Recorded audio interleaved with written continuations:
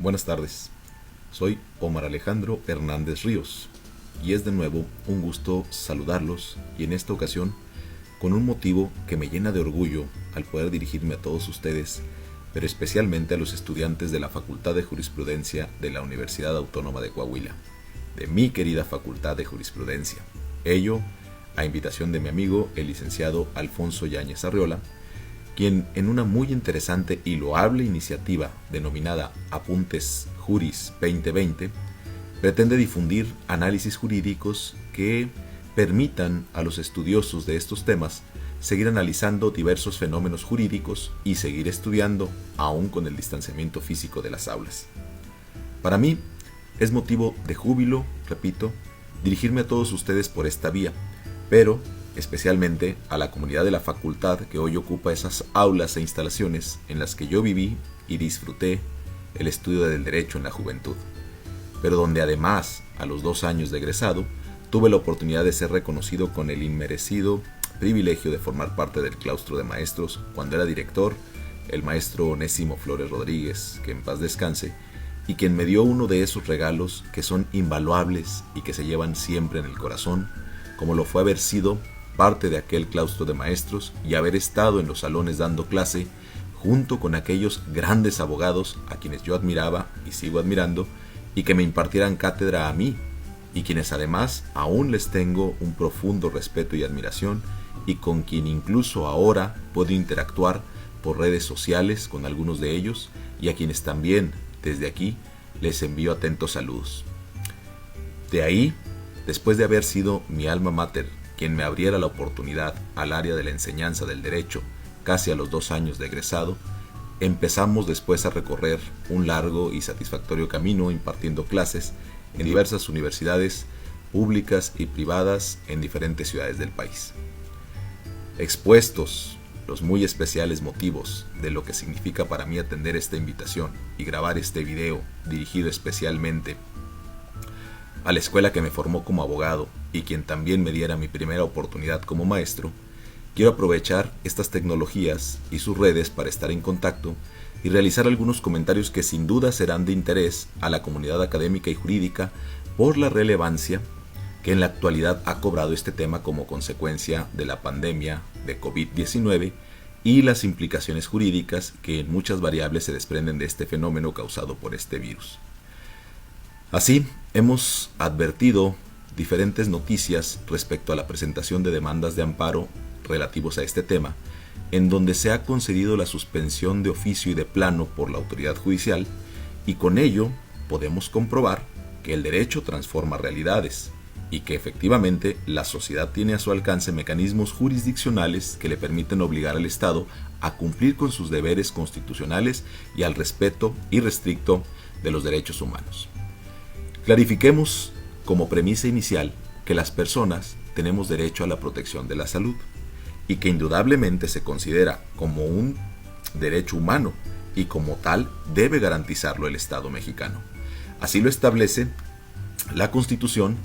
y también otros ordenamientos internacionales que México ha firmado y ha ratificado. Veamos, por ejemplo, que se refieren al derecho al acceso a la salud, los artículos 4 de la Constitución Política de los Estados Mexicanos, vinculado o en relación al artículo 73, fracción 16ª de la propia Constitución, así como los diversos numerales 12 del Pacto Internacional de Derechos Económicos, Sociales y Culturales y el numeral 25 de la Declaración Universal de Derechos Humanos. ¿Qué dicen estos preceptos? Bueno, a grandes rasgos señalaremos que el artículo 4 de la Constitución señala que toda persona tiene derecho a la protección de la salud y la ley definirá las bases y modalidades para el acceso a los servicios de salud y establecerá la concurrencia de la Federación y las entidades federativas en materia de salubridad general, conforme a lo que dispone la fracción 16ª del propio artículo 73 constitucional. Por otro lado, el artículo 12 del Pacto Internacional de Derechos Económicos, Sociales y Culturales ya empieza a manejar conceptos que nosotros hemos tenido que familiarizarnos a lo largo de los últimos días. Veamos como ejemplo el inciso C y el inciso D del apartado 1. Dice Pacto Internacional de Derechos Económicos, Sociales y Culturales. Los estados partes en el presente pacto reconocen el derecho de toda persona al disfrute del más alto nivel posible de salud física y mental.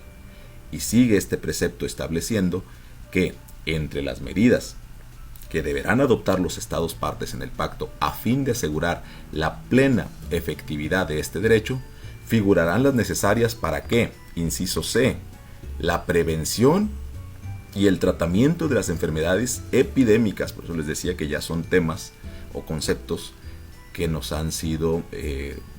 frecuentemente dados a conocer últimamente en las noticias. Repito, la prevención y el tratamiento de las enfermedades epidémicas, endémicas, profesionales y de otra índole, y la lucha contra ellas. Y aparte, el inciso D señala la creación de condiciones que aseguren a todos la asistencia médica y los servicios médicos en caso de enfermedad. De igual manera, el artículo 25 de la Declaración Universal de los Derechos Humanos señala que toda persona tiene derecho a un nivel de vida adecuado que le asegure, así como a su familia, la salud, el bienestar y en especial la alimentación, el vestido, la vivienda y de nueva cuenta la asistencia médica y los servicios sociales necesarios. De lo expuesto claramente podemos advertir la obligación constitucional del Estado, pero además convencional con base en los tratados internacionales que ya tocamos. Así que por tratarse de cuestiones de derechos humanos, nos encontramos en el bloque máximo de jerarquías, por lo que no debe existir ya duda respecto a la obligatoriedad, desprendiéndose de ello un gran trabajo que han realizado en específico el licenciado José Gilberto Pedraz Escobar y el doctor Jorge Álvarez Banderas, quienes presentaron algunas demandas de amparo en el que reclamaban por parte del Estado lo siguiente: la omisión de implementar los protocolos y las medidas sanitarias necesarias para combatir eficaz y efectivamente el riesgo de contagio masivo en el Estado ante la pandemia por coronavirus COVID-19, mismo que tiene este estatus de pandemia de acuerdo con la Organización Mundial de la Salud. Misma omisión que, según lo expusieron en sus demandas de amparo, constituye un acto de extraordinaria afectación a los derechos humanos. Derivado del inicio de estos juicios, el pasado 13 de marzo de 2020, y toda vez que en la demanda de amparo que nos ocupa la parte quejosa señaló como actos reclamados la omisión de emitir medidas y acciones sanitarias de contención para evitar el contagio, así como la omisión en las medidas preventivas para detectar los casos de personas infectadas con el virus COVID-19 y evitar su propagación en el territorio mexicano, fue que en esa fecha, con fundamento en los artículos 15 y 126 de la Ley de Amparo, se decretó de oficio la suspensión de plano para que las autoridades responsables comprueben que han adoptado las medidas preventivas y acciones que han efectuado para detectar a las personas infectadas con el virus COVID-19 para garantizar la vida y la integridad del peticionario de amparo, ya que con la inactividad y falta de intervención oportuna respecto a dicho alineamiento se puede traducir en el avance del virus referido e incluso en la propagación en el territorio mexicano, lo que resultaría imposible para restituir a la quejosa en el disfrute del derecho humano a la salud y de la vida, por lo que la medida cautelar se otorga para el efecto de que las autoridades responsables provean las diligencias necesarias para vigilar y garantizar que se cumpla lo señalado, con el objeto de que se garantice la salud y no se ponga en riesgo la vida. Para efectos de poder apoyar esta suspensión concedida, el juez de distrito se apoyó en la jurisprudencia que al rubro dice: derecho a la protección de la salud, dimensiones individual y social. Asimismo, podemos ver nosotros también que al día de hoy esa suspensión de plano se ha otorgado a amparos presentados evidentemente con anterioridad, pero en lo particular, como residentes en la franja fronteriza, hoy hemos empezado a conocer de diversos amparos que se han presentado en las fronteras del país para garantizar que el Estado mexicano tome las medidas debidas en los cruces internacionales para garantizar la vida e integridad de los solicitantes justamente de los amparos, y que incluso se ha llegado a solicitar el cierre parcial de las fronteras para visitantes del extranjero con propósitos no esenciales, tal y como esa medida ha sido ya adoptada por los Estados Unidos. ya que la inactividad se presume y la falta de intervención oportuna respecto a esta normatividad y a esta vigilancia se puede traducir también en un avance del virus referido e incluso en la propagación por nuestro país, con lo que también, en analogía a lo ya expuesto en las anteriores suspensiones concedidas, resultaría imposible restituir a la parte quejosa en el disfrute del derecho humano a la salud y a la vida. Y a este respecto, la propia Ley General de Salud señala: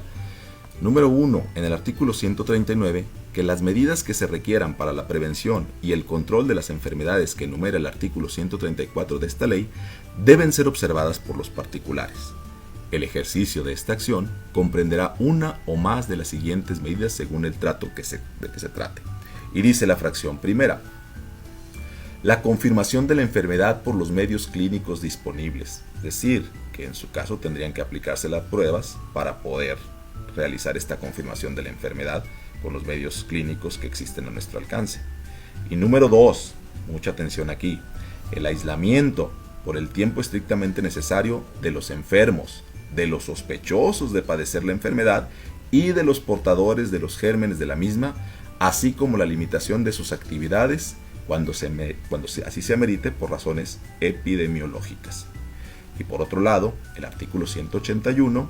de esa misma Ley General de Salud establece que en caso de epidemia de carácter grave, peligro de invasión, que eso ya fue declarado, si mal no recuerdo, se publicó el día de ayer, 23 de marzo, la resolución por parte del Consejo de Salubridad General. Entonces dice el artículo 181, en caso de epidemia de carácter grave, peligro de invasión de enfermedades transmisibles, situaciones de emergencia o catástrofe que afecten al país, la Secretaría de Salud dictará inmediatamente las medidas indispensables para prevenir y combatir los daños a la salud, a reserva de que tales medidas sean después sancionadas por el presidente de la República. Asimismo, el Reglamento Sanitario Internacional prevé en su artículo 43 que los Estados parte pueden adoptar medidas sanitarias adicionales en respuesta a los riesgos específicos a la salud pública, como, y señala aquí, impedir la entrada o salida internacionales de viajeros, y no nada más de viajeros, equipajes, cargas, contenedores, medios de transporte, mercancías, o retrasarlas por más de 24 horas. Ahora bien, no obstante estos nuevos amparos de que se tiene conocimiento,